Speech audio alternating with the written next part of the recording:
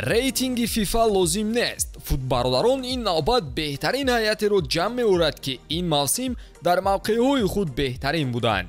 беҳтаринҳои беҳтаринҳоро интихоб кардем ва баъри шумо мухлисони ҳамешагӣ ҳайати асосии мавсими 2022-2023-ро пешкаш мекунем. дӯстон, агар шумо ба тамошои футбол ва дигар навъи варзиш шавқ дошта бошед, агар шумо хоҳед ки тамошои бозиҳо бароятон боз ҳам ҷолибтар гузарад, пас ҳатман аз хизматрасониҳои ширкати 1x истифода баред. дар 1x регистратсия осон ва пардохт аз тамоми гӯшаи канори дунё, вале муҳимтар аз он бонус то $100 дар аввалин пардохт бо промокоди таҷфуд. силкаи зарурӣ дар комментария. Ба ҳама муваффақият. дар дарвоза касе ба ҷуз Тер Штеген ҷой намегирад. ин мавсим дарвозабони Барселона рекордҳои хуб гузошт. ба назар чунин мерасад, ки Тер Штеген қувваи иловагӣ гирифту барои каталониё саҳми бузург гузошт. бозӣ ба бозӣ сейвҳояш зиёд буду дарвозаашро рахна кардан намегузошт. ҳамин буд, ки дар Ла Лига ва дар Аврупо аз ҳама зиёд бозиҳои бидуни голсардиҳӣ дорад.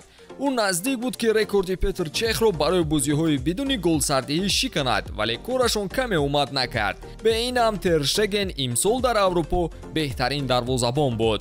ҳимояи канори рост ба Киеран Триппер гузошта мешавад. бозии ӯ дар Ньюкасл олиҷаноб буд. ӯ байни мавсими қаблӣ ба даста омаду ҳоло бошад Ньюкаслро бо рохати Лигаи Чемпионҳо роҳбарӣ мекунад. ӯ ҳам дар ҳимоя ва ҳам дар ҳамла беҳтарин буд. маҳз бозии Триппер буд, ки Ньюкасл камтар аз дигарон ба дарвозаашон гол сар доданд. дар чанд ҷиҳат дигар ҳимоятгарон аз ӯ болотар буданд, вале дар воридшавӣ ба ҷаримагоҳ ӯ ба худ баробар надорад. ӯро беҳтарин бозингари Ньюкасл гуфтанд, вале Триппер бешубҳа беҳтарин ҳимоятгари рост дар ҷаҳон ин мавсим буд. дар маркази дифоъ Рубен Диасро дорем. ӯ дар Манчестер Сити девори устувор гашт. дар бозиҳои муҳими дастааш аз уҳдаи кораш хело хуб баромада тавонист. хизматҳои ӯ метавонад таърихӣ барои дастаи Сити имсол гардад. ҳамроҳи ӯ дар қафо Ким Мин Ҷе мешавад. бозингари кореягӣ дар Наполи гузариши беҳтарин шуд. даста калиду Кулибалиро аз даст дод ва бозингаре лозим буд, ки вазифаи ӯро ба дӯш гирад, ки Ким Мин Ҷе ин корро кард. ӯ чунон бозингари калидӣ гашт, ки рафтани беҳтарин ҳимоятгар аз Наполи ноаён гашт. бале, қаҳрамонии Наполиро дар Италия ба хотири хати ҳамлааш медонанд, вале нақши ҳимоятгарон низ назаррас буд. дар канори чап интихоб зиёд буд, вале мо Алехандро Балдеро гузоштем.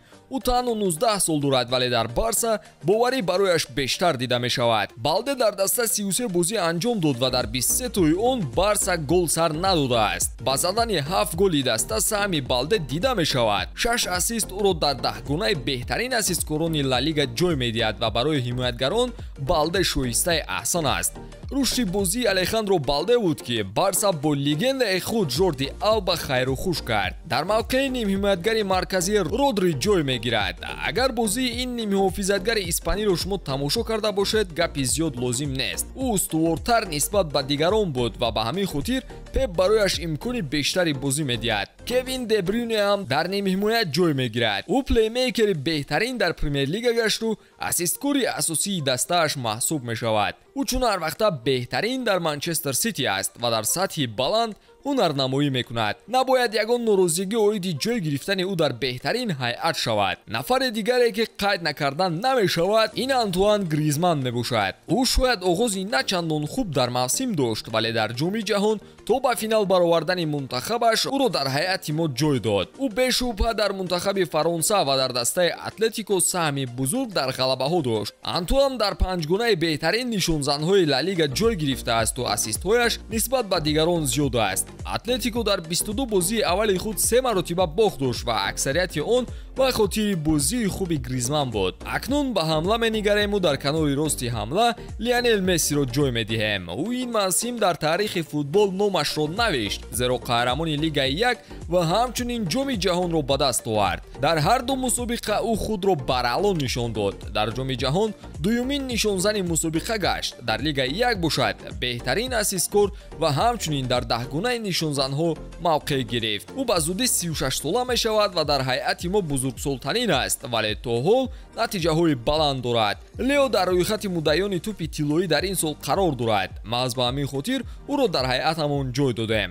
дар бораи муддаёни тӯпи тиллоӣ ки гуфтем, дар маркази хатти ҳамла Эрлинг Холландро ҷой медиҳем. дар бораи ӯ ягон шарҳи бад доред? Ин мавсим ӯ гол паси гол мезанаду рекордҳоро шикаста истодааст. кафши тиллоиро дар Англия ба даст овард ва рекорди беҳтарин нишонзанҳои Премер-лигаро ба номаш сабт кард. ӯ ҳамчунин кафши тиллоии Аврупоро соҳиб мешавад, зеро дар ҳама мусобиқот аз худ дараки калон дода истодааст. Ҳолланд даҳони ҳама бадбинонро бо натиҷаҳояш баст ва касе чизе дар ин бора гуфтан наметавонад. дар охир дар мавқеи чапи ҳамла мо Килиан Мбапперо интихоб кардем. ӯ боз ҷоми Лигаи 1-ро ба даст овард ва беҳтарин нишонзан низ гашт. моҳи декабр ӯ мунтахаби Фаронсаро бори дигар ба финали ҷоми ҷаҳон баровард ва бори аввал баъди соли 1966 хетрик ба номаш дар финал сабт кард. Мбаппе беҳтарин нишонзани мусобиқот гашт ва дуюмин беҳтарин бозингари ҷоми ҷаҳон шуд. ин ҷоизаҳоро аз мусобиқаи Лигаи 1 ҳам соҳиб хоҳад шуд. хуб дӯстон, ин буд беҳтарин ҳайат аз нигоҳи мо. шумо кадом бозингаронро ба ҳайати беҳтаринатон шомил мекунед? марҳамат, ҳайати худро дар комментария қайд кунед. ба ҳамин тамом, то наворҳои баъдӣ, хайр дӯстон.